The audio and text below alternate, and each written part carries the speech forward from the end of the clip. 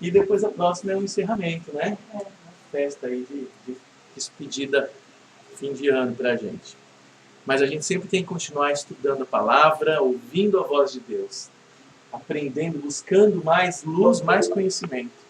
Porque a Bíblia diz assim, ó, Deus fala, né? O meu povo perece por falta de conhecimento, sabiam disso? Deus fala, o meu povo perece por falta de conhecimento. Claro que, em primeiro lugar, conhecimento de Deus. E o conhecimento na Bíblia quer dizer relacionamento, né? Mas é o conhecimento também da palavra de Deus. Porque se a gente não conhece a palavra, a gente é enganado. Sabe que hoje as pessoas têm uma tendência de acreditar em tanta coisa que às vezes a própria religião ensina. Sabe que hoje é moda em alguns lugares, é um fanatismo, é uma coisa doida, ensinarem que a Terra é plana. Já viram hoje que tem sites ensinando que a Terra é uma pizza? E tem gente acreditando nisso e achando que isso é bíblico. E que dizer que a Terra é redonda é uma heresia tremenda contra a Bíblia. Nós vivemos tempos esquisitos, né? Tempos esquisitos. São gente estudada, inclusive. São pessoas leigas, né? São pessoas... Mas como é que pode isso, né? Matematicamente, fisicamente, é tão óbvio que... né? Não, mas a Bíblia diz que o Sol passou e tal. Então é o Sol que está girando ao redor da Terra. A Terra não é redonda. Então, mas pastor, como é que isso atrapalha a pessoa de conhecer a Deus? Porque, gente, se a gente entra num fanatismo de qualquer área, a gente está propenso a desviar de outras maneiras, entendeu? E está indo contra o que a Bíblia fala, né? Tá indo contra Isaías fala que a Terra é redonda. Então, Sim. se você não acredita que está escrito na Bíblia... Então, é voltar para a Idade Média em algumas coisas, tá? Nós precisamos pedir bem antes até da Idade Média.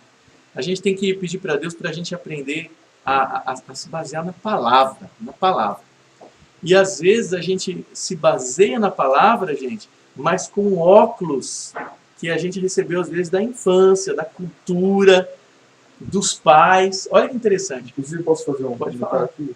Bem, acho que talvez seja pertinente com o momento.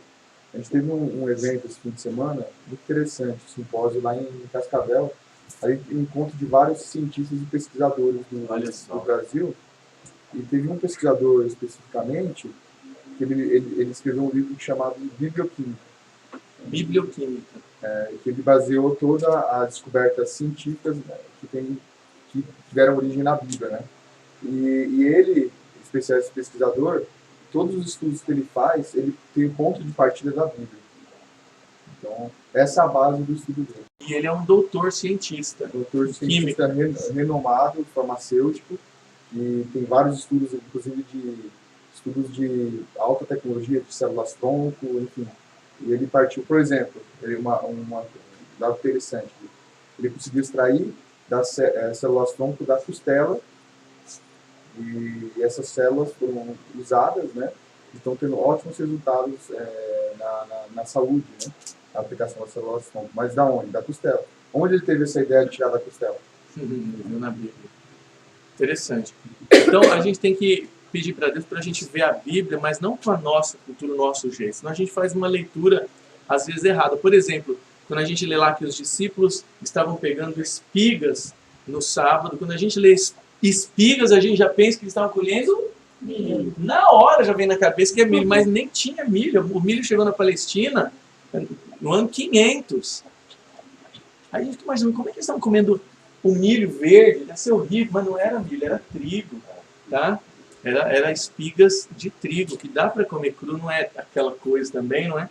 Então, às vezes a gente faz a leitura, claro que é fazendo graça, mas uma vez eu ouvi falar que alguém falou que a Bíblia fala do futebol. Você acha? Por quê? Porque Jesus falou que alguns têm uma trave no olho. Então a Bíblia fala de trave, se tem trave, tem gol, né?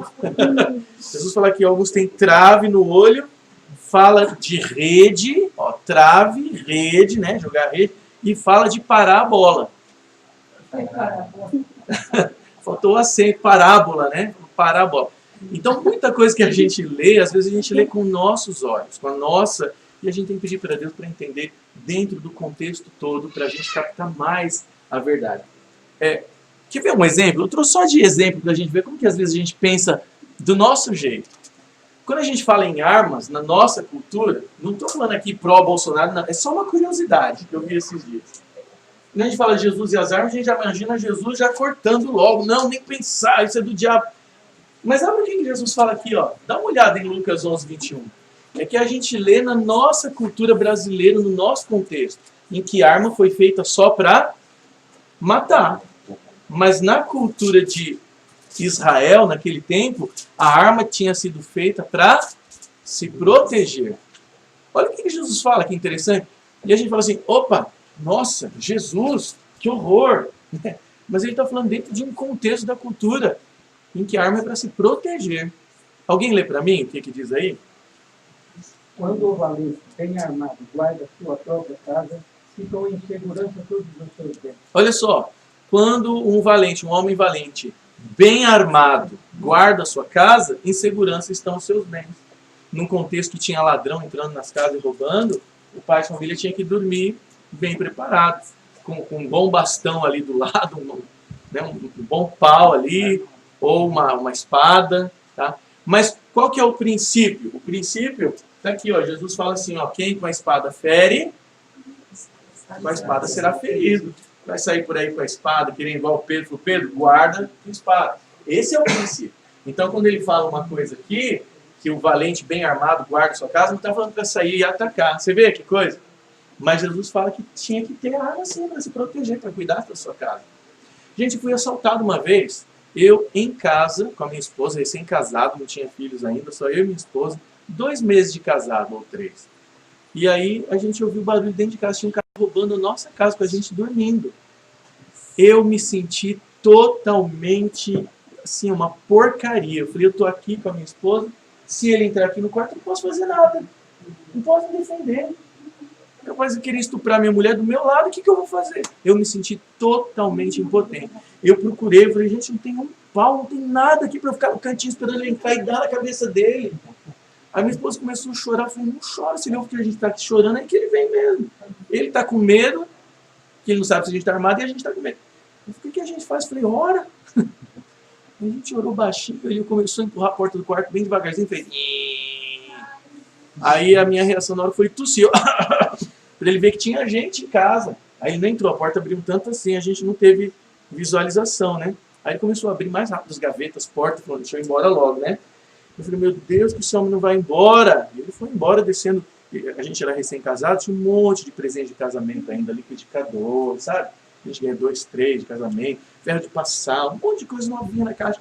Aí a gente olhou pela janela e viu ele amarrou num lençol bem grande, assim, um monte de coisa, um monte de presente. O pacotão ele amarrou num lençol, amarrou outro e desceu como numa corda, assim, que estava no primeiro andar, né? Aí depois a gente viu ele descendo, estava sozinho, bagunçado. E eu falei assim, meu Deus, se ele entrasse em casa, no meu quarto, eu não ia poder fazer nada, nada, nada, nada. Eu ia ter que entrar numa luta corporal com ele e ele ia me esfaquear. Porque em cada cômodo ele deixou uma faca, ele não tinha arma de fogo, mas ele, acho que ele pensou, se o cara vier me abordar aqui no quarto, tinha uma faca, ele pegou nossas facas, tudo novinhas, facas guardadas, peixeiras, aí tinha uma faca no quarto, bem aqui perto da porta, se ele entrasse ele me atacar. Tinha uma na sala, uma no outro quarto, uma faca em cada cômodo no chão, entendeu? Então, naquele contexto, eu sinto, desde aquele dia, eu nunca tinha sentido isso antes, mas desde aquele dia eu tenho desejo de ter alguma coisa em casa para me proteger. Eu tenho. Pastor! Você já foi assaltado em casa? Já se sentiu impotente? Eu já. Desde aquele dia eu tenho. E aí esses dias eu li, falei, olha só que coisa, Jesus fala, se o valente bem armado, ele guarda a sua casa bem armado, em segurança estão os seus bens. Olha que interessante. Mas na nossa cultura brasileira, você vê como é cultura? A gente lê a Bíblia com a nossa cultura. A gente fala, mas gente, mas não pode ter arma. Olha que interessante. Mas o princípio é, quem com a espada fere, a espada será. Esse é o princípio. Ele fala aqui de proteção. E aqui em Romanos 13, de 1 a 8, ele fala que o governo tem autoridade para usar as armas, mas é para o nosso bem, para proteger. Ele fala, queres não temer as armas? Então faça o bem. Porque o governo traz as armas só para quem faz o mal. Olha que interessante.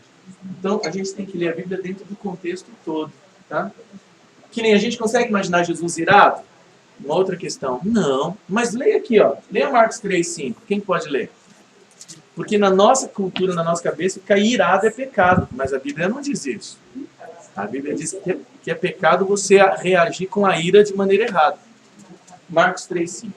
E olhando para eles em redor com indignação, condoendo-se da dureza do seu coração, disse o homem: estende a tua mão. E ele a estendeu, e foi-lhe restituída a sua mão, sã como O tradutor aqui, ele não teve coragem de traduzir. Coloca que Jesus estava indignado, porque na nossa cabeça a gente não aceita Jesus irado. Tem alguma tradução que fala que ele estava irado? A palavra no grego é orgue, ele estava irado. Mas o tradutor fala, não vou pôr isso não, gente. Diz irado, olhou para os que Olha lá, estavam a à tradução sua dele volta tá e certa. profundamente entristecido por causa do coração endurecido Só, deles. só o comecinho, você vê, ó, Jesus estava o que aí? Irado. Irado, é a palavra original. Jesus irado? Pois é. É que na nossa cabeça a própria ira já é pecado. Mas na cultura bíblica não. Efésios 4:26 diz assim, ó. Tem aqui uma passagem que fala, irai, mas não tem. Exatamente, essa daqui. Tá. Efésios 4:26. Irai-vos, mas não pequeis. Olha que interessante. Por que ele não fala não irai-vos, não vos ireis? Porque a ira vem, ela acontece. Quando você vê uma injustiça, não é? Geralmente, o cristão também, se ele vê uma injustiça, alguém maltratando, oprimindo alguém e tal, a gente fica indignado. É uma ira, assim, de ver a injustiça. Por isso que traduziram lá como Jesus indignado. Mas a palavra é ira. É que tem toda uma coisa aqui para a gente acertar a visão correta. A ira de Deus que é santo, seria parecida com a nossa ira? De jeito nenhum. Porque na nossa ira, a gente quer, o eu tem que aparecer, né? Ah, não, mexeu comigo, agora não. O eu quer aparecer, quer fazer justiça, aí você quer se vingar, quer descontar, você faz injustiça. A ira de Deus é santa. A ira de Deus é santa. Mas que ele ficou irado, ficou. A questão é, irai-vos, a gente fica irado, mas não pequeis, Efésios 4:26. Então, Jesus ficou irado, mas ele não pecou. Ele continuou santo. Acho que a nossa ira está muito ligada à emoção, né? Está ligado à emoção, ao eu ferido. Jesus vai pela razão. Nós agimos quando irado, a emoção fala na razão. Exatamente. Você vê, por exemplo, aconteceu semana passada, um menino sendo. Quando ele foi assaltado na rua, né? O assaltante chutou ele, né? Eu não vi. E isso falou ele. Meu Deus. Então, você fala, mas o que eu estou passando naquele momento ali, qual seria a minha reação? É acabar com ele na pancada, né? É um senso de ira, de indignação, de um monte de coisa. Você fala, assim, eu sou uma pessoa que tem consciência, eu não posso errar. É. E meu senso de justiça fala mais alto, e você acaba... E aí comete injustiça. Então é um monte de questão de cultura, um monte de coisa que entra aí. O que eu quero mostrar para vocês, nesses dois textos, é que são dois conceitos que a gente não consegue entender direito. É ou não é verdade? Jesus falou que tem que proteger a casa bem armada. Jesus ficou irado. É tão difícil de entender que a maioria dos tradutores coloca indignado. Tá? Então, a gente tem que ler, mas dentro dos princípios, dos conceitos que estão envolvidos dentro daquilo. Tá? Que nem quando fala assim que Deus destruirá os ímpios e tal. Poxa, mas Deus vai destruir, vai matar, mas Deus não é amor? Mas tem todo um contexto. O salário do pecado é a morte. Não é Deus que vai destruir porque ele quer, é porque vai chegar uma hora que ele fala assim, gente, chega o pecado. E quem quer continuar no pecado vai morrer por causa da própria glória de Deus. Tá? Então tudo tem um contexto para a gente entender, tá bom? Eu trouxe aqui algumas perguntas que eu falei que a gente ia discutir, só para a gente tentar se aprofundar um pouquinho no Evangelho e entender o que significa o Evangelho, a morte de Jesus. O que ele veio fazer, qual que é o objetivo, o que ele espera de nós. A gente tem que entender o Evangelho, senão a gente se torna só um seguidor de uma religião. Concorda comigo? Se eu não entendo exatamente o que Jesus veio fazer por mim, o que ele espera por mim, eu me torno um seguidor de algumas regrinhas de uma religião. Uma vez uma pessoa me pediu uma carta da igreja, do pastor, para ela poder faltar na escola nas sextas à noite, porque a gente entende que quando dá o pôr do sol, já é sábado, na linguagem bíblica. E é uma bênção o sábado, não é uma cadeia, uma prisão. A gente escolhe santificar esse dia, conforme o mandamento. Lembra-te do dia de sábado para o santificar, separar para Deus. É uma bênção. E aí essa pessoa me pedia cartinha. E aí depois eu descobri que ela não estava indo na escola já há 1 ano e meio. Ela estava indo no Noah's, que é um barzinho meio boate, né? Eu falei, mas peraí. Aí a pessoa falou, mas pastor, mas eu não estava bebendo. Então você percebe? A pessoa pensa que, no caso ela pensou que ser cristã é não ir para a escola no sábado. Fechou. Olha que coisa. Não, mas eu não estou bebendo lá, eu só estou com ele. Eu falei, mas gente, você acha que o que os seus colegas vão querer ser da mesma religião que você? A gente tem religião maravilhosa. A religião assina para ela não vir na escola na sexta-noite para ir para o barzinho. Olha. E uma vez um grupo de jovens me chamaram para falar com um grupo de jovens da igreja que eles estavam ouvindo funk alto na casa de um deles.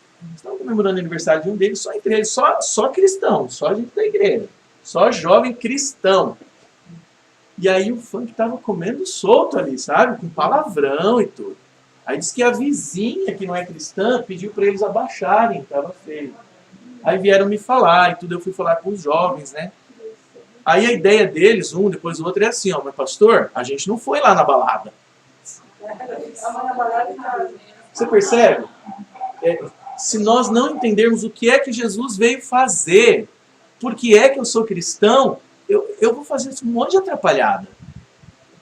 Eles achavam que o problema, o pecado, é ir na balada. Não o contexto moral da música, do cantor, você está promovendo, o palavrão e tudo. Não.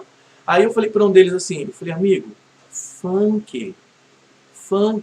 Ah, pastor, mas a gente estava com os amigos aqui. Eu falei, mas você já pensou que você está promovendo o cantor, o estilo de vida dele, você está concordando com ele? E a letra da música? Eu falei, me fala um trechinho da música aí. Ele falou, ah, pastor, não dá para falar não, o negócio era bravo. Eu falei, então, rapaz, você vê, eles não percebem isso. Eles pensam que ser cristão, em muitas igrejas, ser cristão é se conformar às normas de uma igreja. Nessa aqui não pode beber, não pode fumar? Tô dentro. Nessa aqui não pode doar sangue? Tô dentro. E aí a pessoa vai fazer tudo com afinco. Não, eu morro, mas eu não dou sangue. Por quê? Porque eu não quero negar Jesus, eu quero ir para o céu. Mas não percebe. Não, eu morro, mas eu não como porco. Mas está lá adulterando, não tem comunhão com Deus, não ora, não lê a Bíblia. Vocês entendem o que eu estou falando? Do que é que Jesus veio me salvar? A Bíblia fala, só Jesus salva. Do que ele me salva? Da pobreza? De acidente? Do que ele me salva? É disso que a gente está falando. Jesus veio, a Bíblia fala, Jesus veio nos trazer das trevas para a luz. E nessa comunhão, andando com Ele, recebendo a unção do Espírito Santo, sendo lavado pelo sangue, a gente vai sendo santificado. A gente vai se aproximando mais de Deus e menos do pecado. Então a gente precisa entender o que é o Evangelho, o que é ser cristão, o que Jesus veio fazer aqui. Por que eu sou dele? Eu me entreguei para ele por quê? Porque eu quero que ele me liberte do pecado, da condenação do pecado, da culpa do pecado, de tudo isso. Aí tem essa pergunta legal também para a gente pensar. Jesus pagou o preço do nosso pecado. Está em Isaías 53, várias passagens. Ele foi ferido pelas nossas transgressões. Ele pagou o preço do nosso resgate. E aí vem a pergunta, só para a gente entender e pensar bem tudo isso. Se ele pagou o nosso preço, para nos comprar de volta, para quem ele pagou? Interessante pensar nisso. Tem gente que diz assim, ele pagou para o diabo. Pensa bem, Jesus pagando para o diabo. Tem gente que diz isso, não, é porque o ser humano pecou, né? Então ele era do diabo, Jesus pagou o preço para o diabo. Você tem que pagar preço para terrorista? Né? Os Estados Unidos têm uma norma bonita, eles falam, nós não pagamos, não damos dinheiro para terrorista, não pagamos e tal. Jesus não pagou o preço. Foi para Deus? Imagina Jesus ter que pagar para Deus para nos resgatar. Quer dizer que Deus foi tão difícil assim? Jesus teve que morrer para pagar para o Pai nos libertar? Não faz sentido. Então veja, para quem Jesus pagou? Não foi para o diabo. E não foi para Deus. Ele pagou para a justiça, vamos dizer. A justiça diz assim, ó, no dia em que dela comeres, da fruta, do pecado, certamente morrerás. O salário do pecado, é a morte. E essa era a nossa condição. Não é para Deus ou para o diabo, era nosso status. É morte, o pecado entrou, uma doença real. E Jesus veio e fez a justiça. Ele pagou para a justiça, ele morreu a morte que nós merecíamos, para que a gente possa ter a vida que ele viveu. Tá? Então, Jesus pagou para a justiça. Ele morreu no nosso lugar, ele colocou o peito na frente e foi atropelado no nosso lugar. Ele empurrou a gente e levou a culpa do pecado. Não é interessante pensar nisso? Se tivesse que pagar para Deus, Deus ia falar, não, filho, não paga não, está liberado, imagina. Vou pagar para o diabo. E uma grande pergunta é, quem matou Jesus? Será que foram os romanos? Será que foram os judeus? Será que foi o diabo? Quem matou Jesus? Foi o pecado. Foi o pecado. E aí essa pergunta está ligada com a próxima aqui, ó. Do que Jesus morreu? Pensa bem, quando a gente fala assim, ó, Jesus morreu por causa da cruz. Então ele não teria redimido a gente. Não teria valido. Sabiam? Porque ele teria sido simplesmente assassinado pelo homem. Quer dizer, o homem cometendo um crime, estaria o homem oferecendo o sacrifício para nos não faz sentido. Herodes já tentou matar Jesus antes, quando ele era um neném. Matou muitos nenéns tentando matar Jesus. Satanás sempre quis matar Jesus. Se Satanás conseguisse matar Jesus, quando ele usou Herodes para matar os nenéns, quando a multidão quis empurrar Jesus do alto de um precipício, quando Satanás falou para ele, ó, pula daqui que os anjos vão te proteger. Em várias ocasiões ele tentou matar Jesus. E se ele tivesse conseguido, a gente ia ser redimido? Não, senão o próprio Satanás ia estar oferecendo sacrifício no nosso lugar. Vocês estão entendendo o meu pensamento? Quando Satanás falou para Jesus assim, ó, pula daqui do alto do templo, é bem alto, o Rodrigo mostra como que era alto. Pula daqui, e Jesus, tá bom, e morresse. A gente estava salvo porque Jesus morreu? Então percebam, a morte de Jesus foi muito mais do que ele ter sido assassinado com os pregos, com as chicotadas e tal. Se fosse assim, então deixa de ter sido assassinado, porque não é nenê já ia valer. Foi o próprio Jesus que se ofereceu para morrer no nosso lugar quando Deus começou a se afastar dele. Quando Deus começou a se afastar dele, ele já estava pagando o preço do quê? O nosso pecado, a separação do Pai. Aqueles que não tiverem Jesus como Salvador, eles vão sentir esse preço de Deus se afastando. Sabem quando que Jesus começou a morrer? Quando ele começou a suar? Lá Jesus já estava começando a morrer pelo nosso pecado. Por nenhum humano infligindo nada nele. Antes da primeira chicotada, a angústia dele, ele fala, minha alma está... Já viram esse texto que Jesus fala? Ele fala, minha alma está angustiada. Antes de chegar a turba e pegar ele. Porque naquele momento, no jardim do Getsêmani, quando ele pedia para os discípulos orarem, eles estavam dormindo, e ele estava sentindo aquela angústia. Não porque ele ia sofrer na mão da turma, porque Deus estava se afastando dele. Pensa nisso. Jesus estava sendo puxado para morrer de dois lados ali ao mesmo tempo. Deus já estava se afastando dele, o coração dele estava numa angústia tremenda, a angústia do pecado nosso. Então ele estava morrendo por causa de Deus se afastando dele. E de fato ele morreu por isso no final, que a Bíblia fala que o coração dele arrebentou, essa angústia do pecado. Salmo 22 diz que o coração dele arrebentou como água.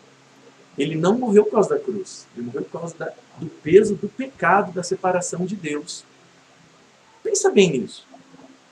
Enquanto o coração dele estava angustiado, ele estava morrendo por causa da separação do Pai, o diabo estava tentando matar ele primeiro. Pensa nisso. O diabo queria que Jesus morresse por causa das feridas da cruz. Porque se ele morresse assassinado, com os pregos, com as chibatadas, a gente não ia ser redimido ou salvo. Seria um assassinato. Não conta assassinato, não conta redimir ninguém.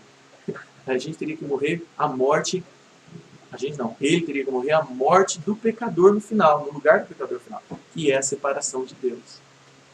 Então, enquanto ele estava lá morrendo, já suando sangue, o diabo falou, gente, tem que matar ele antes dele morrer. Pensa nisso. Tem que matar ele, assassinado pelo homem, antes dele morrer por causa do pecado. Imagina a angústia de Jesus sendo puxado dos dois lados para ver quem matava ele primeiro. Quando Jesus morreu na cruz e falou, está consumado, ele morreu antes da hora de um crucificado morrer. Os crucificados às vezes ficavam dias na cruz. Às vezes eles morriam por causa de infecção dos pregos. E aquilo ia dando infecção, e a pessoa lá querendo respirar e tudo, e morria com toda essa complicação aí. A Bíblia diz que eles se admiraram de ver que Jesus já estava morto, a Bíblia diz. Né? E aí já estava chegando o sábado, eles eram tão bonzinhos que não podia deixar a cruz pendurada no sábado, né? Então eles tinham que deixar a cruz no chão, mas para o homem não ter perigo de fugir, eles quebravam o fêmur dele com uma marretada. Para ele ficar lá e não fugir. E a Bíblia diz que fizeram isso com os outros dois que estavam do lado dele. Eles não tinham morrido, ia demorar para morrer.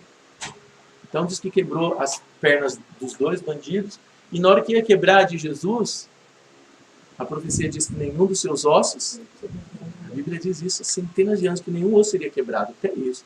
E aí ele falou assim, parece que ele já está morto? Deixa eu confirmar. E furou ele com uma lança bem no coração. Mas aí o soldado ficou impressionado, que disse que saiu sangue e água. E os estudiosos aí, os cardiologistas e tal, eles dizem que tem um nome isso. Diz que quando há um infarto, diz que a parte oca lá do coração, não sei qual dos lobos ali, enche de água. Diz que é um tipo de infarto, que aí depois o coração vai minando e enche de água. Como é que fala? Fala lobo, né? O lóbulo. É a parte oca do coração lá, para poder bombar. O ventrículo, né? Ele enche de água. E aí diz que quando ele furou o coração, saiu sangue e água. Olha que interessante. E em Salmo 22 diz que o coração dele se derreteu por causa do pecado. E talvez nessa linguagem está querendo dizer que arrebentou com essa tensão de Deus estar separando. Então pensa bem, do que Jesus morreu? Por causa da cruz. Não foi por causa da cruz, foi apesar da cruz. Apesar da tortura da cruz, Jesus morreu por causa do pecado e não por causa da cruz. Fantástico, né?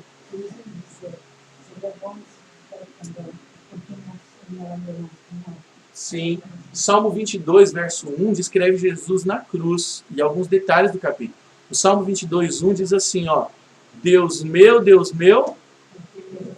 Salmo 22, 1, descreve Jesus na cruz, eles dando vinagre para ele beber, sorteando as vestes, é incrível. As pessoas cercando ele, olhando, falando para ele, confiou em Deus, desce então. Né? Várias passagens do Salmo 22 descrevem Jesus na cruz. E talvez Jesus quis lembrar eles desse versículo ao mencionar isso. Claro que estava se sentindo angustiado e tudo, mas é provável que ele de propósito quis mencionar esse versículo do Salmo 22 para eles acordarem e falarem, gente, para eles falarem, ele está falando do Salmo 22, 1. E o Salmo 22 fala de alguém na cruz, com os pés e as mãos furados, o pessoal sorteando a veste dele. Olha que incrível. Ele queria também despertá-los. E também ele sentiu a angústia de Deus estar distante dele. Tá bom? É 22:1 que fala Deus meu, Deus meu.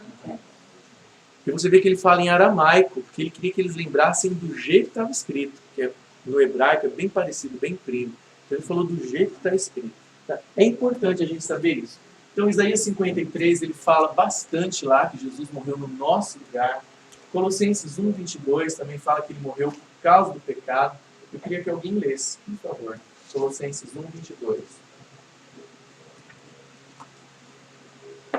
Quem achar primeiro pode ler.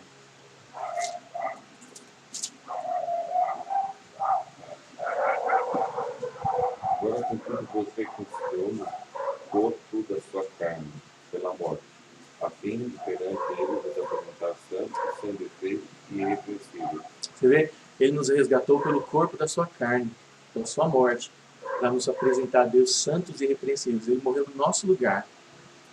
Fantástico isso. A morte que cabia a ele veio para nós, para que a vida que é dele, por perfeição, que ele passasse para a gente também. E quem pode ler 1 Pedro 1,19?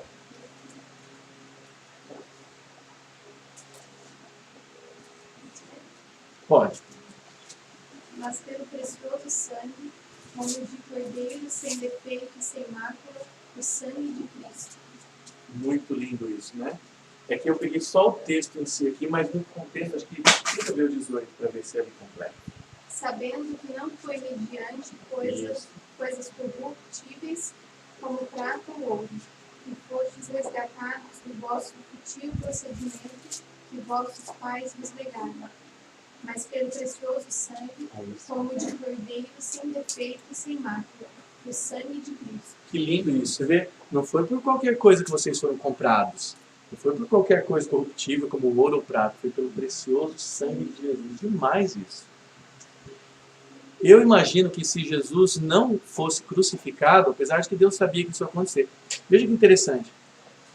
Deus previu a cruz, mas Ele não a planejou. Interessante isso, hein? Deus anteviu a cruz. Ele viu, mas não quer dizer que Ele a planejou. Ele só mostrou que ia ser desse jeito. Porque se não entender isso, muita gente fala assim, nossa, por que Deus foi tão mal, né? Por que Deus teve que planejar pregar o seu filho na cruz? Deus não planejou a cruz, Ele só anteviu ela e anunciou que ia ser assim. Tá? A cruz foi um instrumento de tortura que Satanás colocou para desviar Jesus do plano de Deus.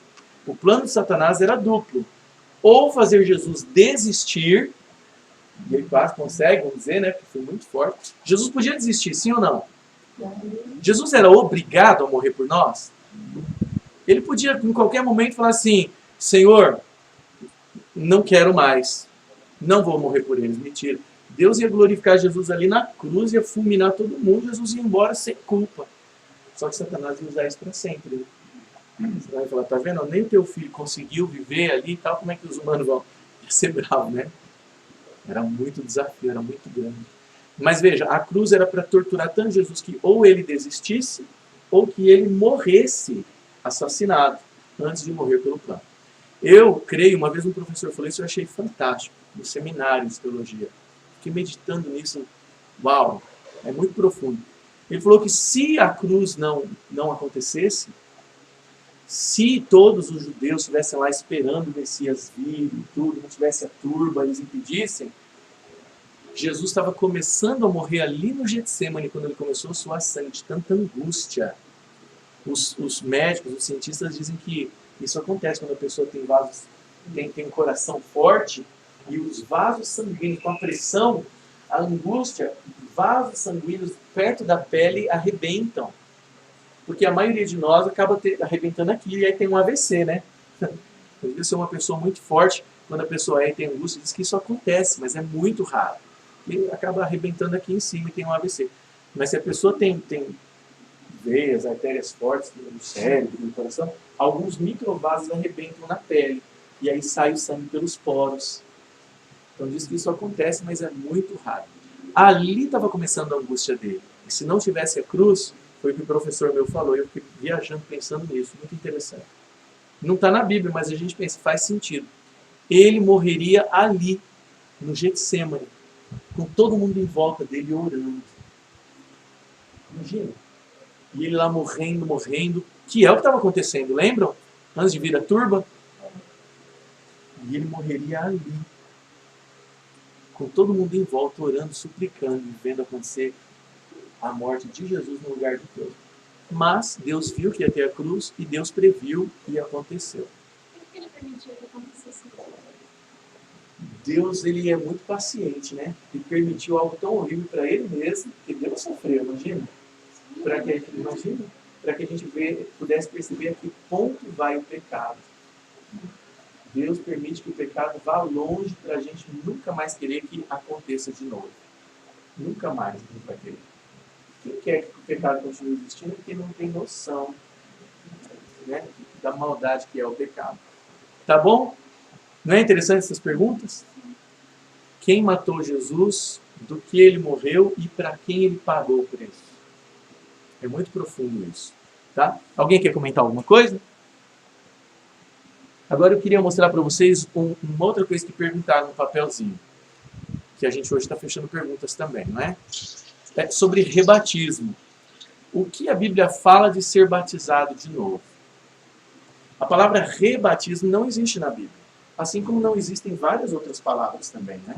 A palavra trindade não existe na Bíblia, mas isso não quer dizer que a trindade não é uma doutrina verdadeira. Concordam comigo? A Bíblia fala do Pai, do Filho, do Espírito Santo. Não fala a palavra trindade, mas a gente usa esse termo teologicamente para facilitar. A palavra batismo também não está na Bíblia. Desculpe, a palavra rebatismo. Mas a gente vê que o conceito está lá. E um deles está em Atos 19. Vamos ver? Obrigado. Atos capítulo 19 não usa a palavra rebatismo, mas a gente vê que ele está lá. Em que ocasião que ele pode acontecer? Essa é uma das ocasiões. Atos capítulo 19. Um rebatismo pode acontecer em duas ocasiões. Uma delas é quando a pessoa apostatou da fé, abandonou, a gente vai ver daqui a pouco. E a outra ocasião é quando a pessoa ela quer fazer, entre aspas, um upgrade da sua fé. Ela aprendeu conceitos maiores do que ela entendia e ela quer viver à altura daquilo. E ela pode ser, que é o que aconteceu, a gente vai ver aqui, Atos 19. Veja que interessante, do versículo 1 ao 5. Aconteceu que, estando Apolo em Corinto, Paulo, tendo passado pelas regiões mais altas, chegou a Éfeso. E achando ali alguns discípulos, veja, se eles eram discípulos, eles já eram batizados. Perguntou-lhes: recebestes porventura o Espírito Santo quando crestes? Ao que lhe responderam: pelo contrário, nem mesmo ouvimos que existe o Espírito Santo. Veja, eles eram discípulos, mas não conheciam essa doutrina. Então Paulo perguntou: em que, pois, fostes batizados? Eles eram batizados. Responderam: no batismo de João Batista. Disse-lhes Paulo: João realizou o batismo de arrependimento, dizendo ao povo que cresce naquele que vinha depois dele, a saber, em Jesus. Eles, tendo ouvido isto, foram batizados em nome do Senhor Jesus. Então veja, eles já eram batizados, João Batista já tinha batizado, mas eles não sabiam algumas doutrinas importantes, como por exemplo, do Espírito Santo. Paulo falou: mas como é que vocês foram batizados? Batismo de João. Entendi. João fez o batismo de arrependimento, para o povo crer em Jesus que viria, e eles já eram discípulos. Mas ele faltou aprender uma coisa tão importante, que é o Espírito Santo. E aí eles foram batizados de novo. Verso 5. Ó. Eles, tendo ouvido isto, foram batizados em nome do Senhor Jesus. Então nós entendemos que o batismo pode acontecer, não é obrigatório, mas ele pode acontecer quando a pessoa quer ter esse... Na igreja adventista a gente faz assim: quando uma pessoa vem de uma igreja e faz o batismo por imersão, o batismo correto, que é afundando na água e levantando, se ela não se apostatou e ela entende que aquele batismo foi o dia em que ela entregou e tudo. Às vezes tem pessoas que pensam que com esse segundo vai anular o primeiro, né? Mas isso não acontece muito. Tem muitas pessoas que preferem batizar de novo para renovar tudo. Então, nós entendemos que a pessoa ela pode simplesmente fazer uma profissão de fé. Ela diz assim: ó, eu aceito isso como verdade, eu quero viver de acordo com essa luz que eu aprendi. Ela pode fazer isso. Porque aí está considerando o batismo anterior, né? Quando entregou a Jesus. Mas tem pessoas que falam: não, eu quero aproveitar e ser batizado de novo, que daqui eu quero já lavar tudo e começar de novo, né? Daqui para frente. Mas quando a pessoa vem da igreja católica ou de alguma religião que não é o batismo bíblico, afundando na água, que é o símbolo de morrer e ser sepultado, né? E ressuscitado, saindo da água. Aí ela tem que ser batizada. Os muçulmanos, acho que não tem batismo, né? Você não conhece. Não sei os muçulmanos como que é. Mas se vier do muçulmano tem que ser batizado, porque aí está se tornando cristão agora, né? E a pessoa que vem de religiões que não fazem o batismo afundando na água, que nem o batismo na igreja católica é espirrando água, né? É espargindo água, é derramando um pouquinho. Não é o bíblico. O batismo bíblico tem que ser afundando na água. É o símbolo que você morreu a velha vida, foi enterrado e ressuscitou. E a ideia da lavagem junto da água. Então, se a pessoa vem de outra fé, assim, aí ela tem que ser batizada. Por mais cristã que ela seja, a Bíblia diz que tem que ser batizada. O batismo bíblico. Tá? Se a pessoa veio de uma religião evangélica, já que foi batizada por imersão e está tudo bem, ela pode ser batizada de novo ou não, só faz a profissão de fé. Se a pessoa vem de uma outra religião que já é cristã, mas ela estava afastada, aí é melhor batizar para renovar com o povo. Então essa é uma das ocasiões que acontece o rebatismo. Quando a pessoa fala, puxa, eu não sabia do sábado, não sabia da volta visível de Jesus, eu achava que era arrebatamento, não sabia do estado dos mortos, pensava que os mortos tinham alma por aí, eu quero viver de acordo com essa luz que eu não sabia. Aí ela pode ser. A segunda ocasião é quando a pessoa sai da igreja. Ou ela comete um pecado grave, ela adultera, ela rouba. Aí ela tem que ser cortada da igreja, removida, não é mais membro. Ela pode continuar indo à igreja, mas ela não pode mais pregar, orar lá na frente, entendeu? Quando a pessoa é cortada. Por quê? Porque dá um testemunho horrível para quem está lá. Imagina alguém que viu alguém passando cheque sem fundo na praça. Ele enganou meio mundo. Desviou da fé. Aí a pessoa vai um dia na igreja e vê quem pregando? Os cheques sem fundo. Ou lá na frente cantando no coral. Aí o povo fala assim, gente, essa igreja aqui é assim, é? Os trambiqueiros podem ir lá e cantar e dar o exemplo. Então, para o bem do nome da igreja, quando uma pessoa comete uma coisa grave assim, aí ela tem o nome riscado da igreja. Mas não quer dizer que ela é expulsa. Quer dizer que ela não é mais membro da igreja. E como é que se torna membro da igreja de novo? Sendo batizado. Mas depois que resolveu o problema. Entendeu? Se o problema foi roubo, a pessoa não pode ser batizada se ela ainda está com o dinheiro roubado. Se a pessoa está arrependida de novo e ela passar o cheque sem fundo, como é que esse problema é corrigido? Quando ela paga as pessoas. Tem coisa que não dá para corrigir, né? Alguém que adulterou, o adultério sempre é remoção, viu? Tem igreja que a pessoa que comete adultério é expulsa. Ela é expulsa, ela não pode ir. O adultério sempre tem que ser considerado grave, viu, gente? Porque mesmo sendo considerado grave, infelizmente, como pastor, eu tenho que dizer para vocês, acontece muito. Sabiam disso? Não tem como voltar atrás. Aí, num caso de adultério, como é que a gente espera? A gente espera que haja perdão lá das partes, né? Se engravidou uma jovem, é um casal de namorado, a gente espera que, se for casar, que se casem logo, se não for, que ele pague a pensão, que ele seja responsável. Aí depois que baixa a poeira, todo mundo vê que está arrependido, está tudo bonitinho, aí batiza de novo. Mas, pastor, de onde tirou isso da Bíblia que pode batizar de novo? Vamos lá para Pedro. 1 Pedro é o famoso versículo lá do cachorro que volta a comer o vômito. Eu não sei em que passagem está agora, eu vou beber água enquanto a Alice tenta achar para mim. 1 Pedro, capítulo 3 ou 4.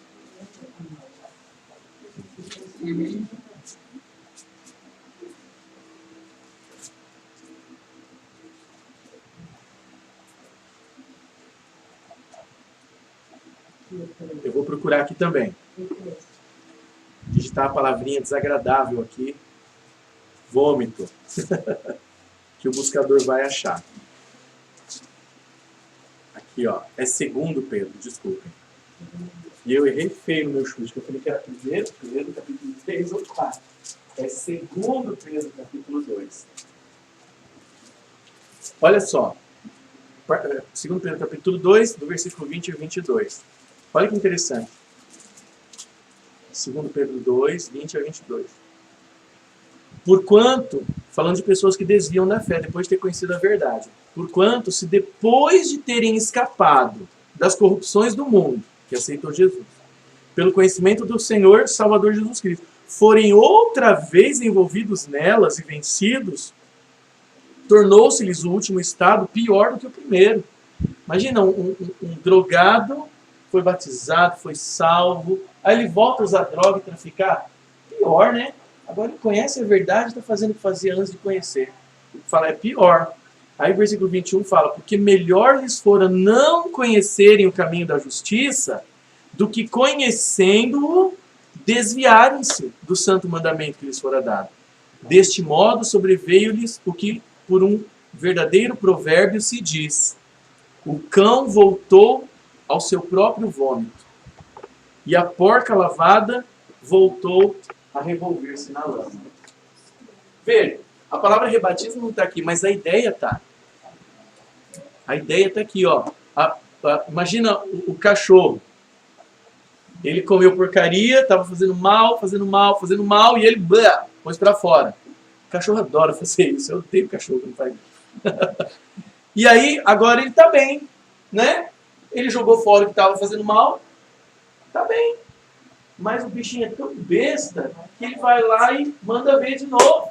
Então a Bíblia considera que quando a pessoa volta para o pecado, é o cachorro que fez isso.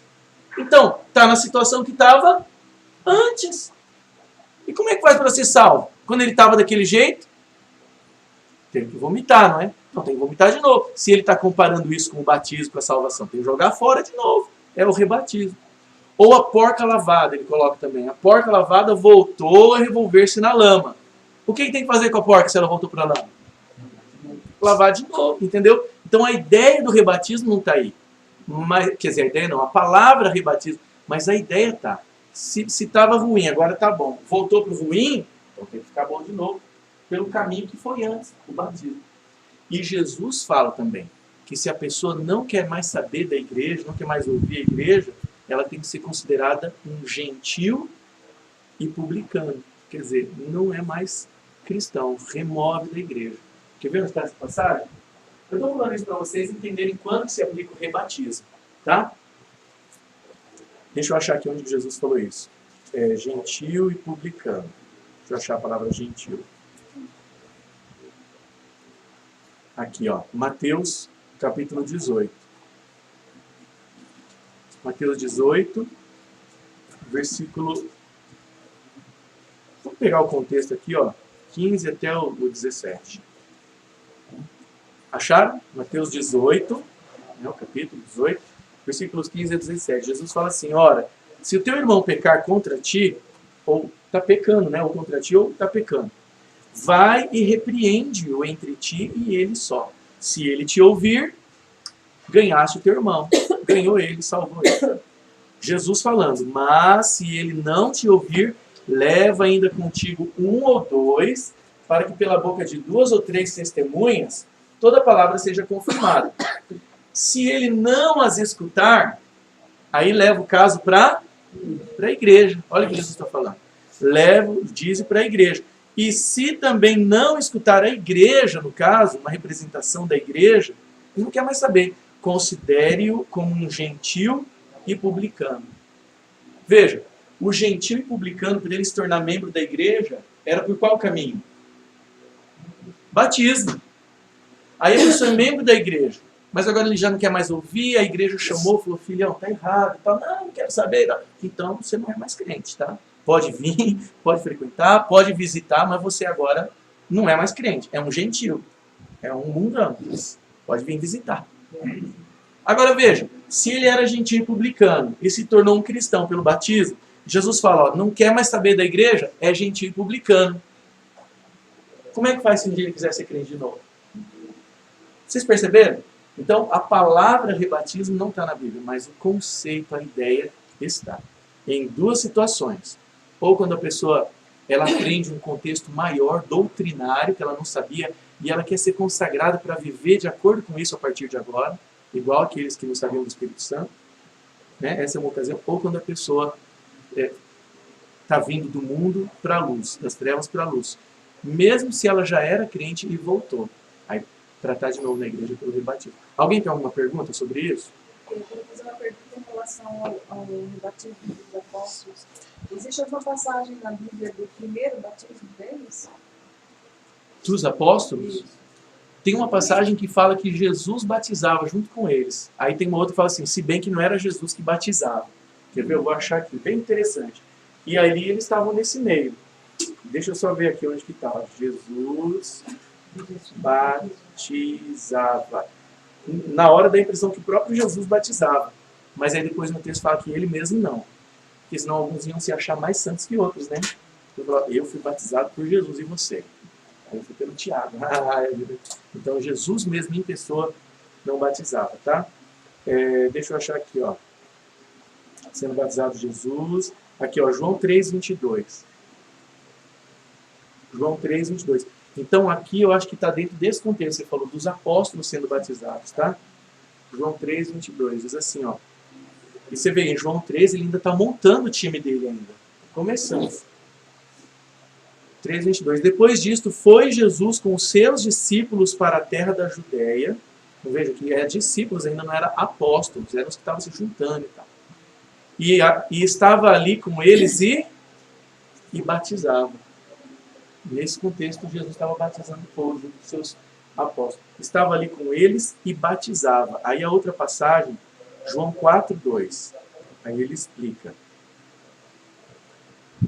Na verdade, João 4, versos 1 e 2, diz assim, ó. Quando o Senhor entendeu que os fariseus tinham ouvido que Jesus fazia e batizava mais discípulos do que João, aí o 2 explica, né? Ainda que Jesus mesmo não batizava mais os seus discípulos, então foi nesse contexto, no comecinho, ele estava pregando já e batizando aos pouquinhos, e somando o time. Então depois ele pegou dos discípulos e fez um time mais próximo, que são dos 12 apóstolos. Mas ele só menciona discípulos, uma multidão, ia batizando e se tornando discípulo. E aí ele pegou dos discípulos e transformou em apóstolos. Tá bom? Alguém tem alguma pergunta em relação ao batismo? Tem? Então, para fechar a última coisa aqui de hoje, das perguntas, alguém também perguntou de novo de Ellen White. E, gente, esse é um assunto interessante porque eu digito na internet, eu vejo que tem muita coisa batendo só. Batendo, falando que os adventistas são uma seita, é uma heresia, porque Ellen White era louca, porque tudo que ela falou, tudo que ele escreve baseado nela, são absurdos. Fala assim, gente, como é que pode, né? O povo falar que a gente tem doutrinas feitas por uma mulher, por uma pessoa, não por ser mulher. Mas todas as nossas doutrinas têm que ser bíblicas. Ellen White, ela falava coisas inspiradas. Eu creio que ela fala. Gente, se um profeta fala, se é Deus que está iluminando ele, ele fala inspirado por Deus ou não?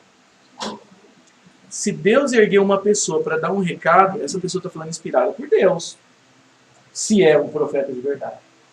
E ela escreveu coisas falando comentários da Bíblia, da história, fazendo muitas aplicações espirituais maravilhosas, mas nada de doutrina. Nada de doutrina. Olha, agora Deus me revelou que os adventistas têm que crer assim. Nada disso. Todas as doutrinas são bíblicas. Veja, se remover Ellen White da história da igreja, a gente continua com todas as doutrinas iguais. Não muda nada.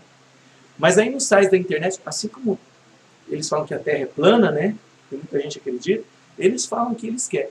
Hoje em dia na internet todo mundo é especialista em qualquer coisa, já viram? Chega alguém lá e começa a falar de política, você fala, nossa, esse cara entende muito. Não, é o que ele lê, o que ele acha, é parcial, não é? Todo mundo entende de tudo. E as teorias da conspiração são maravilhosas, são deliciosas as teorias de conspiração. Né? De Illuminati, de fama ou fema, que o Obama comprou não sei quantos milhões de caixões, estão não sei aonde, o Google Maps pegou, que eles vão fazer um genocídio. Todo mundo é sábio em tudo que é teoria. Aí eles querem ser também em religião e falar também da religião dos outros. E o povo vê essas coisas e acredita. Uma vez eu vi um pastor falando que os adventistas acreditam que Satanás é salvador. Veja se pode. Aí quem ouve um negócio desse fala assim, eu estou fora. Né? Em vez de estudar, de sentar junto. E Ellen White é uma dessas questões. O povo fala muito que a gente crê numa mulher, que a nossa doutrina... Não tem nada disso.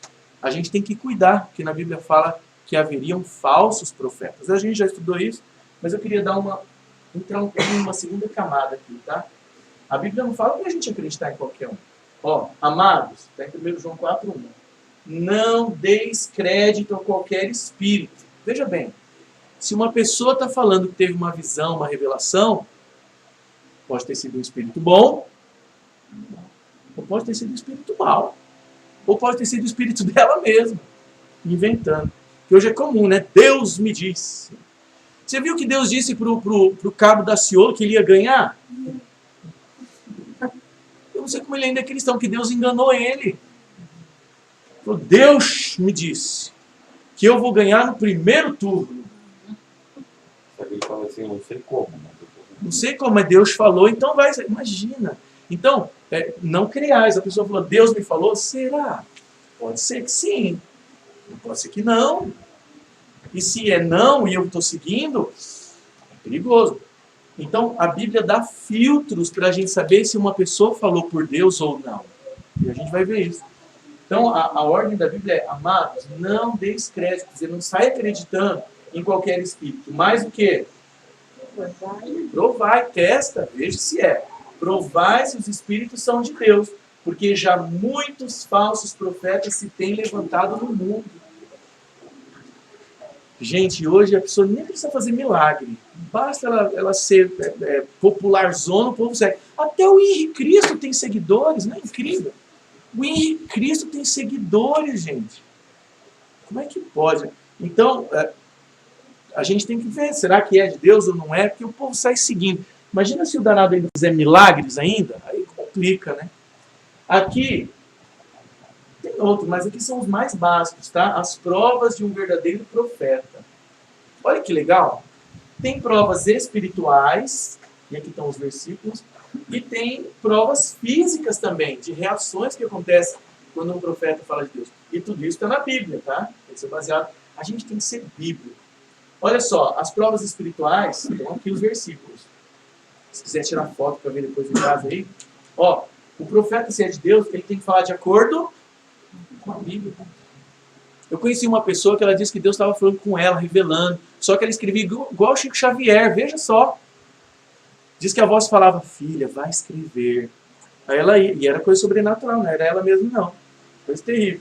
Aí diz que ela sentava no meio da noite, aí diz que ela fazia igual Chico Xavier, ela punha a mão e a mão ia assim, ó. O que você acha? Na Bíblia não fala que é assim. E sempre foi coisa bonita, agradável, está todo mundo bem, o arrebatamento está chegando. Está... Eu falei, peraí, mas a Bíblia, como assim? Não, está muito próximo. Eu falei, e as outras profecias? Não, o arrebatamento está próximo, nem vai acontecer as outras profecias. Aí eu falei, ó, isso aí não é de Deus não, viu? Aí na hora ela fechou o olho e falou assim, ó, sai do meu caminho, não me atrapalha. Aí eu vi qual que era o espírito que dirigia ela. Mas até ali estava usando a Bíblia. E quando eu fui embora, aí disse que veio uma revelação para essa pessoa. Que eu falei para ela, tá falando para você guardar os mandamentos? Até então não tinha, porque essa é uma das coisas, ó. Estimula a obediência aos 10 mandamentos, tá aqui na Bíblia. Aí eu falei para ela, antes dela falar isso, né? Eu falei, mas até agora não falou dos 10 mandamentos, não tem importância a obediência? Não, tem sim, tá. Aí depois que falou, sai dos meus caminhos, eu fui embora. Aí mandou uma cartinha para mim, uma letrona grande, porque é sem olhar, né? Na Bíblia não fala que é o Espírito Santo que move a mão. A Bíblia fala que o Espírito Santo ilumina a mente. E a pessoa vai escrever com as suas próprias palavras a palavra de Deus que Deus mostrou. Por isso que você vê que Paulo escreve de um jeito culto, ele está usando as palavras dele. Mas é a palavra de Deus, ele falando do jeito dele. Moisés tem o jeitão dele, Pedro tem o jeito dele. Tá? Então Deus ilumina os pensamentos, não a mão. Tá? E aí veio um recado para mim. Olha o recado que veio para mim. Para me convencer. E para convencer a pessoa. O recado veio assim, meu filho, você tem um nome que lembra o meu nascimento. Olha só, Natal. É claro que sim, que é para guardar os mandamentos, sim. Os mandamentos de Deus e tal. Eu falei, olha só. Aí quando eu encontrei com ela de novo, eu falei, não é de Deus. Ela ficou brava. Aí disse que um dia mandou ela escrever de novo, ela desenhou uma igreja. Aí ela foi trabalhar em São Paulo, aí a voz mandou ela descer numa estação do metrô bem antes do que ela ia descer no trabalho. Você vê como são as coisas? Gente, a nossa guerra é sobrenatural. Não, eu pensava que seria esquizofrenia, até isso que aconteceu que eu vou te falar. Para mim isso é a evidência de que é sobrenatural. Olha só. Até ali eu achei que podia ser mesmo. Aí ela desceu numa estação do metrô e ela estava com um desenho que ela fez da igreja na bolsa. Aí a voz falou para ela assim, vai para tal rua, vai reto e tal. Aí ela foi, falou, procura essa igreja que eu te fiz desenhar. Aí disse que ela parou numa frente de uma igreja, que não era a que ela desenhou. Ela falou, escuta, você conhece essa igreja aqui? Aí a pessoa falou, conheço, fica ali e tal. Ela desenhou a igreja que existe. Aí disse que ela chegou na igreja, veja bem, meu nome é Natal, certo? Ela chegou nessa igreja e o povo estava lá e pulando e gritando e tal. Aí disse, exatamente. E que guarda o sábado. Porque eu falei que tinha que guardar os 10 mandamentos. Né? Aí disse que deu uma brecha lá, ela foi falar com o pastor. Ela falou, escuta, eu estou confusa, porque aconteceu isso, eu fiz esse desenho, e a voz falou para eu falar com o meu sobrinho para o Natal, o nome dele é Natal, para ele confirmar se isso aqui era de Deus ou não. Aí disse que o pastor falou assim, aleluia, como que é o nome da pessoa que devia procurar? Ele falou, Natal. Ele falou, eu sou o pastor Natal. Ele falou, então isso aí é de Deus. E aí ela virou a profetisa daquela igreja por um bom tempo. Mas era uma mistura de Espírito Santo, com gente caindo no chão, uma loucura, sabe? Aí foi o meu povo lá, eu já estava estudando, estava longe. E aí diz que o povo começou a disputar Bíblia, e os da igreja dela foi caindo fora, porque não resistia biblicamente ao confrontar os ensinos. E aí oraram com ela, pediram para ela pedir para Deus, em nome de Jesus, para mostrar se era de Deus ou não, e acabou isso. Acabou. Mas você vê em que ponto vai? Por causa desse negócio, a gente vê que é sobrenatural, concorda? Que aí já é demais, né? Se ela tivesse só desenhado a igreja, descido numa estação, procurar...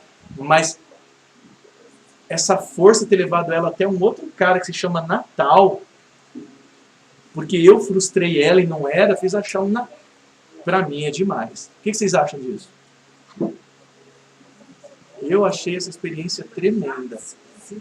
Muito tremenda. Então veja, se é de Deus, tem que falar de acordo com a palavra de Deus. Ela estava falando em arrebatamento secreto, disse que as outras profecias nem iam acontecer. Deus errou, tá? As suas advertências se cumprem se tiver alguma profecia, mostra a verdade de Deus para as pessoas, estimula a obediência aos 10 mandamentos, sua obra sempre dá bons frutos.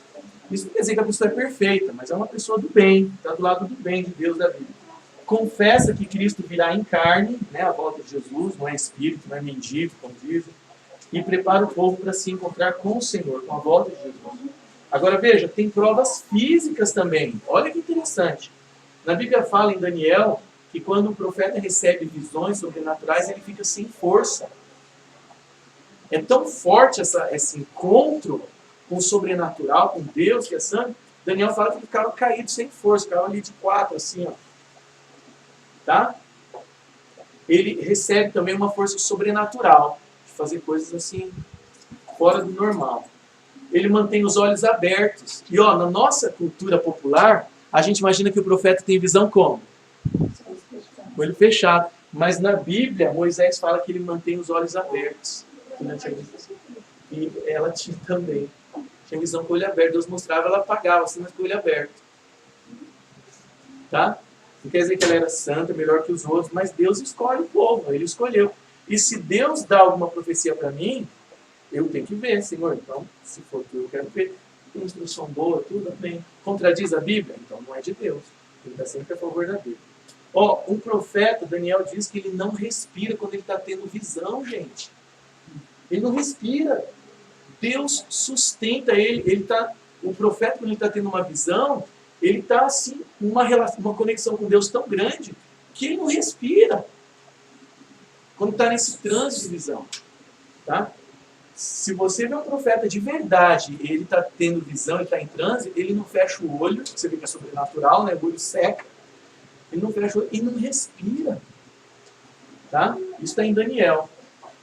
Ó, fala sem respirar, Daniel também. A sua língua é controlada pelo Senhor enquanto ele está nessa visão, Deus faz ele falar, e ele não tem consciência daquilo que o cerca ao redor. Porque para ele está lá no céu, ou está não sei aonde, Deus, mas ele está aqui, não é? Mas a mente dele está longe, não tem noção do que acontece. Tá? Então, quando a gente fala, Ellen White era uma profeta, gente, passou por tudo isso daqui.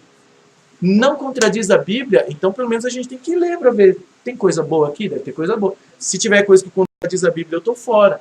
E veja, não tem doutrina inventada por ela, não tem coisa que contradiz a Bíblia. É só coisa boa. Mas a nossa fonte de verdade tem que ser sempre a Bíblia. É a Bíblia.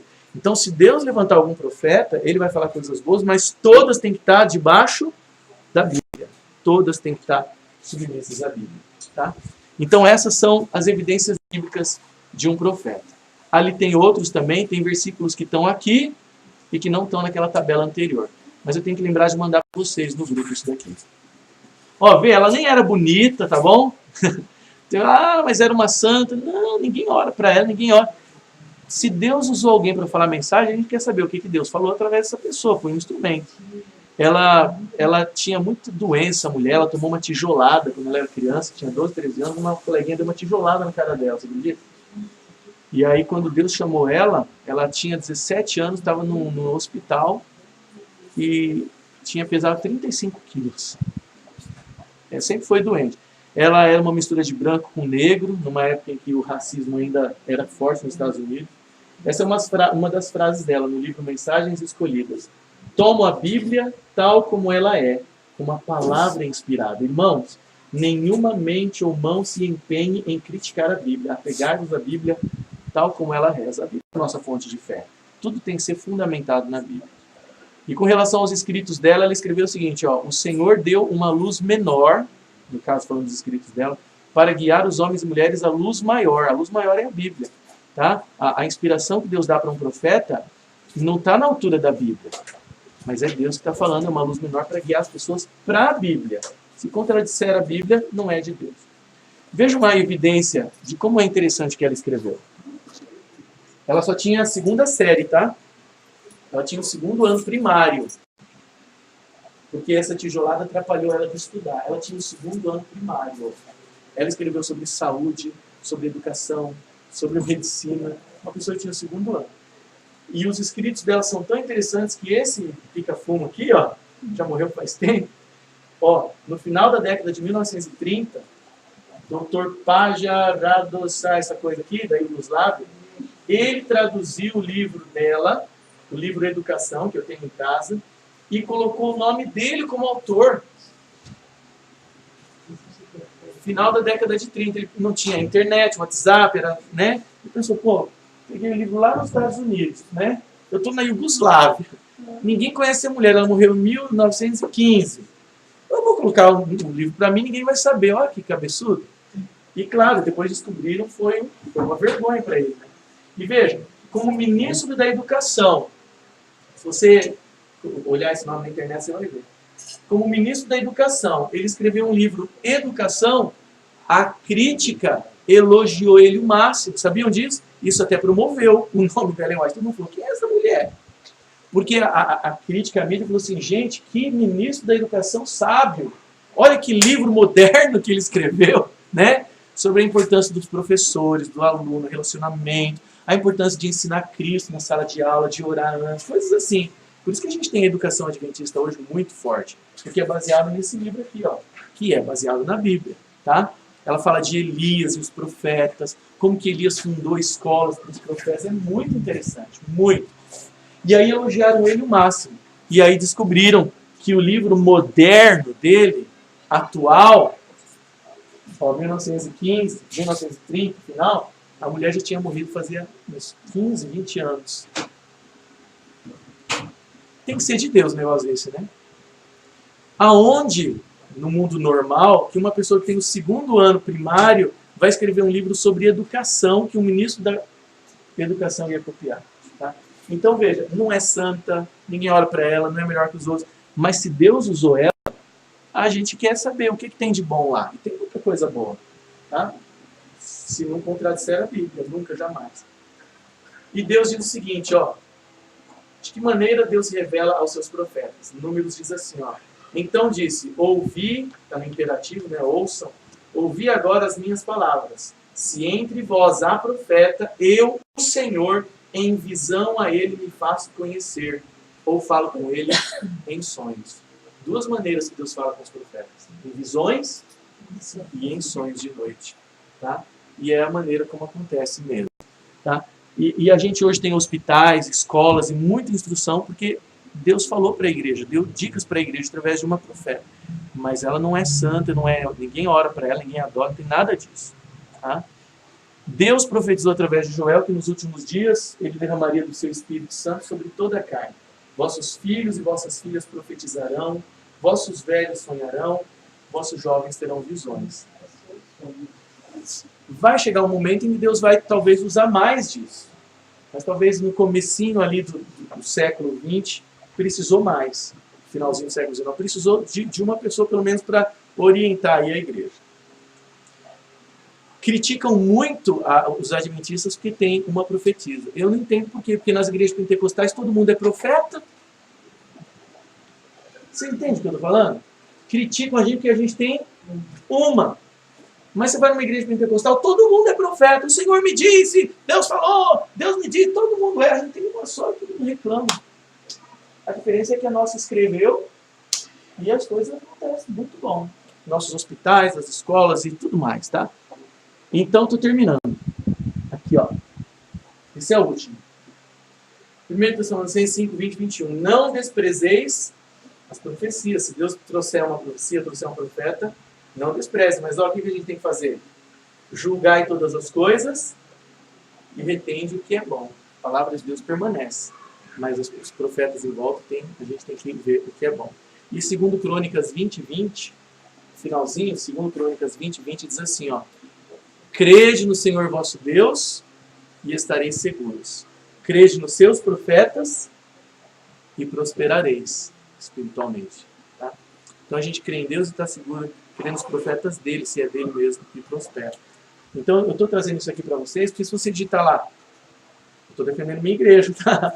Digitar lá, Ellen White Adventista, a maior parte dos sites que aparecem são críticos que nem sabem o que estão falando. Eles estão falando que ouviram de outro, que ouviu de outro, e sempre quem conta aumenta um ponto. Daqui a pouco não está falando que a gente faz sacrifício de criança e tal.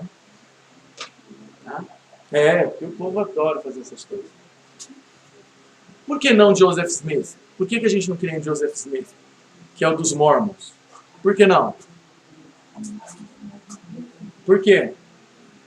Porque não segue a Bíblia, contradiz a Bíblia assim, ó, frontalmente. Por que não o Anjo Moroni? Oi? Qual que é o? Eles têm um livro que chama Livro dos Mormons, em capítulos e versículos. Mas é uma viagem na maionese, é uma loucura, tá? Por que não por que a gente não aceita o Muhammad, o Anjo Moroni, que revelou também? E o Alcorão, pastor? O Alcorão é uma loucura, uma loucura. Não é da Bíblia. O Alcorão, não. O Alcorão não tem geografia, que nem a Bíblia, fala de lugar, de tantos quilômetros. Não tem geografia, não tem data, não tem nada. É só, o Senhor é bom, aleluia, Alá, né? Malditos sejam os que não creem nele, vão rolar no mármore do inferno, porque Alá é bom, e todos têm que orar 3 vezes por dia. É só, blá, blá, blá, blá, sabe? É até difícil de ler. Eu comprei, eu só consegui ler um capítulo. É super difícil de ler, muito maçante. Tá? Alguém quer perguntar alguma coisa? Como para saber se o sonho é realmente? Boa pergunta. Como é que a gente faz para saber se um sonho é de Deus? Aí a gente tem que, como ele falou, a gente tem que investigar, julgar e reter o que é bom. A gente tem que pedir para Deus, Senhor, me mostre se é a tua vontade ou não, né? E aí Deus vai mostrando evidências para a gente.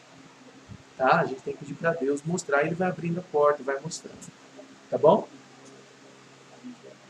Alguém quer perguntar alguma coisa desses temas que a gente estudou? E essas igrejas aí, tipo presbiteriana, cristã do Brasil, que elas falam que Deus revelou para eles. Ó, eu não quero falar mal de nenhuma igreja aqui, tá bom?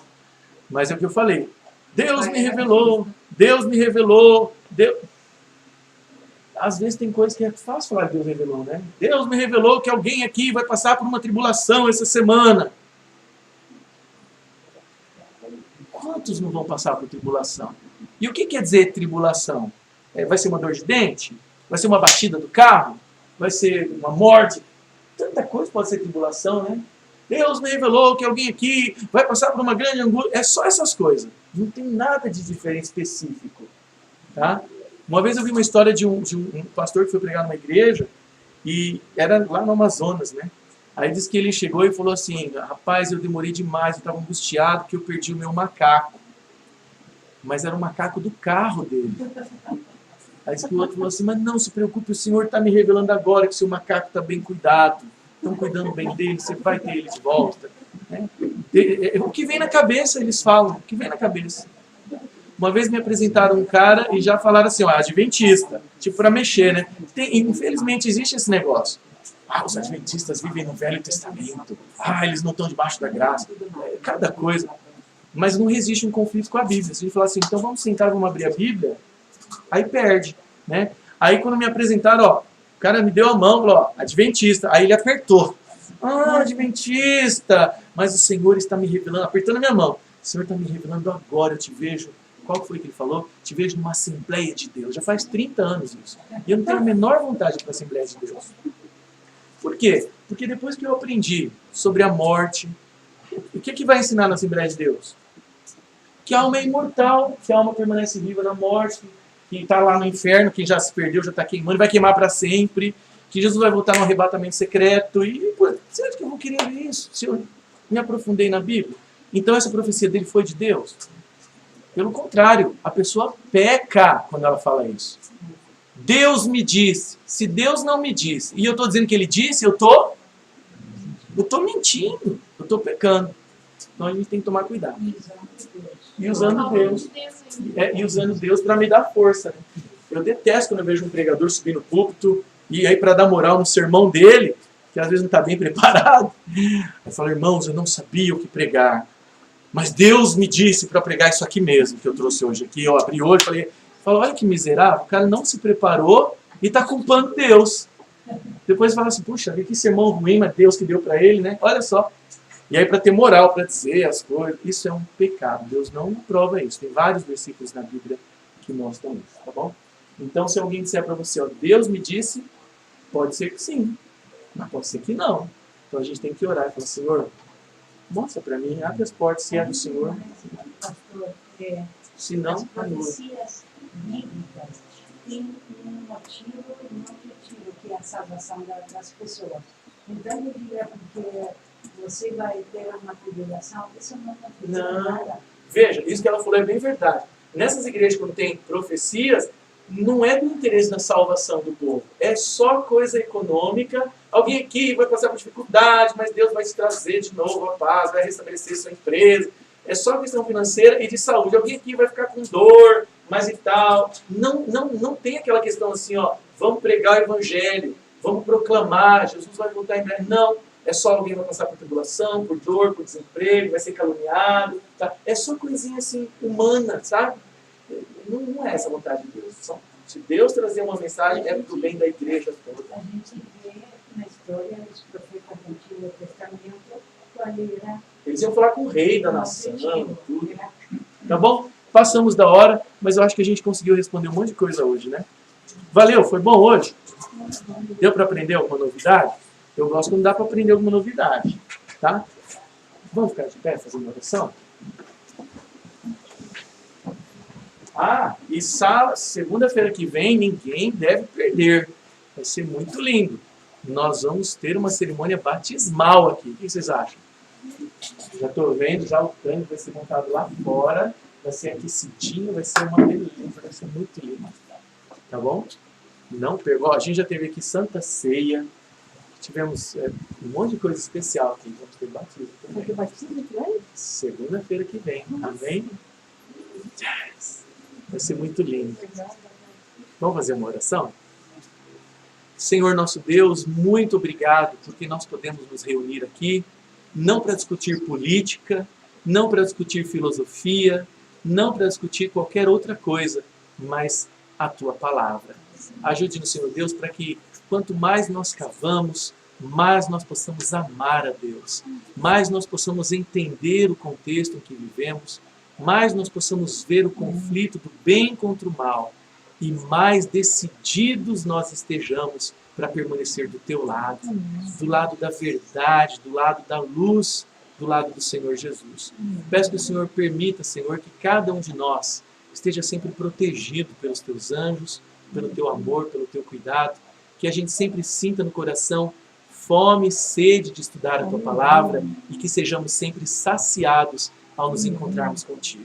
Permita que esse grupo, Senhor, continue sempre unido, amigo uns dos outros e amigos do Senhor também. Por favor, perdoe os nossos pecados, abençoe os pedidos de oração que são feitos aqui, que seja sempre de acordo com a Tua vontade e que nós estejamos sempre preparados, dispostos a louvar o Teu nome pela Tua direção na nossa vida. Senhor Deus, peço que o Senhor também abençoe os alimentos que vamos ter, abençoe este lar que nos recebe, e o lar e a vida de cada um de nós. E que nós estejamos sempre preparados para o dia da volta do Senhor. Muito obrigado por tudo. Nós te pedimos e agradecemos em nome de Jesus. Amém. Amém. Amém. Deus abençoe, viu? Muito bom estar aqui com vocês. E Beth. Pessoal, só um recadinho.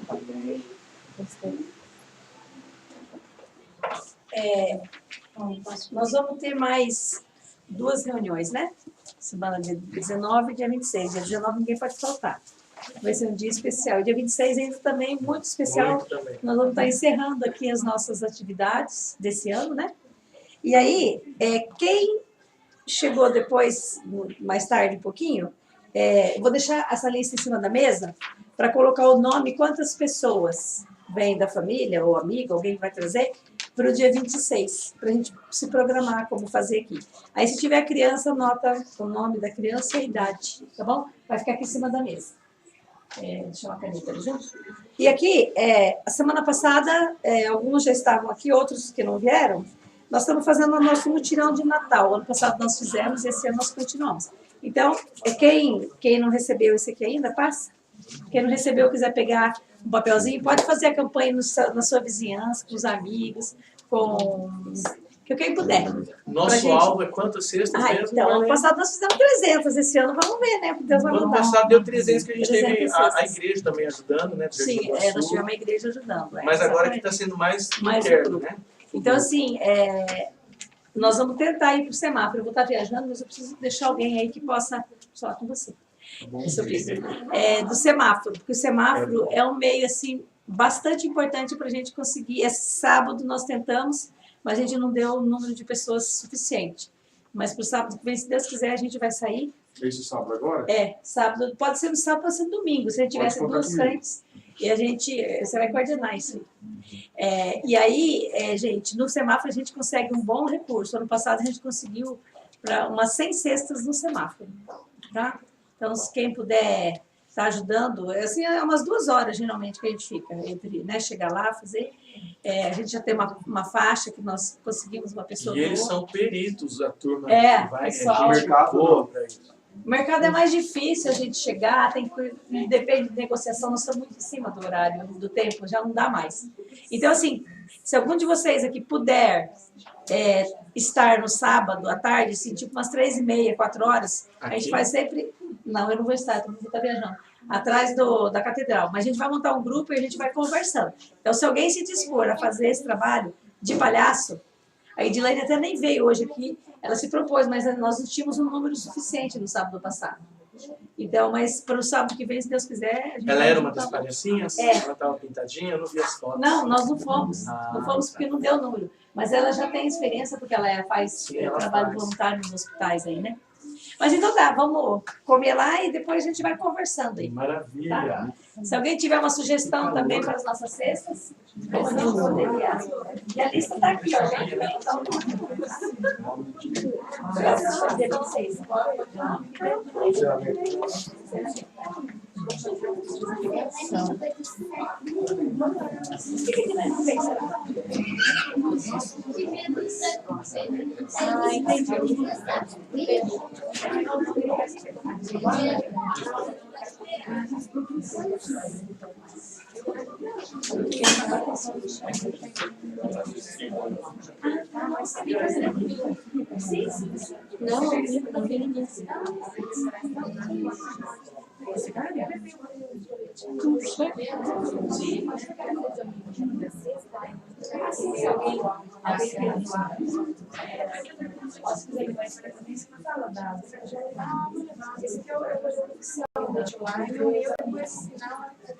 Ângela Vicente.